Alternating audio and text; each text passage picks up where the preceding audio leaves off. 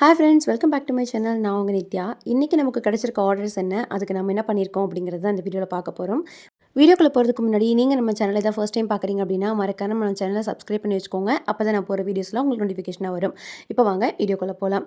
ஆக்சுவலாக நம்ம ஒரு ஃபிங்கர் பிரிண்ட் ஆர்ட் பண்ணுறதுக்காக ஒரு ஃபங்க்ஷனுக்கு நம்மளை இன்வைட் பண்ணியிருந்தாங்க. ஸோ அதுக்கான ப்ரிப்ரேஷன்லாம் முடிச்சு போர்டு, ஸ்டாண்டு, பேக்கு எல்லாம் எடுத்துகிட்டு நம்ம வண்டியை எடுத்துகிட்டு கிளம்பியாச்சு.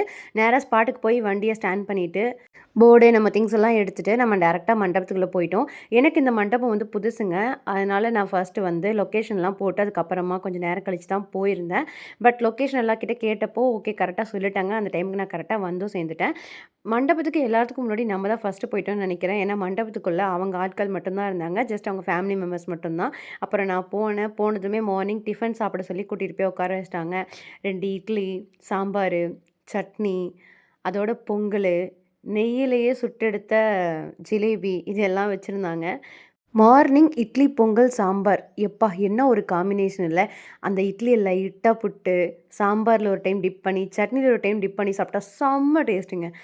வச்சதெல்லாம் அளவாக சாப்பிட்டுட்டு டக்குன்னு கிளம்பி போய் நம்ம வேலையை ஸ்டார்ட் பண்ணிட்டோம். சாப்பிட்டு வரதுக்குள்ளே மண்டபம் எல்லாம் பக்காவாக ரெடி ஆகிடுச்சு. சீர்வரிசை தட்டெல்லாம் சூப்பராக ரெடி பண்ணி வச்சுருந்தாங்க. நெக்ஸ்ட் நம்ம ஒர்க்கை நம்ம ஸ்டார்ட் பண்ணிட்டோம்.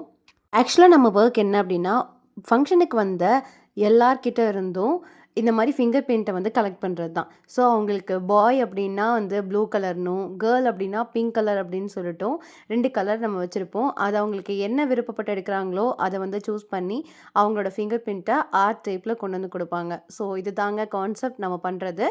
இது வந்து ஃபிங்கர் பிரிண்ட் ஆர்ட் அப்படின்னு சொல்லுவோம். ஸோ எல்லாம் ஃபங்க்ஷன் எல்லாம் முடிஞ்சிருச்சு. எல்லோரும் வச்சுட்டாங்க. ஃபைனல் அவுட்புட் எப்படி இருக்குங்கிறத நான் ஃபைனலாக அட்டாச் பண்ணுற பார்ப்பீங்களாமா.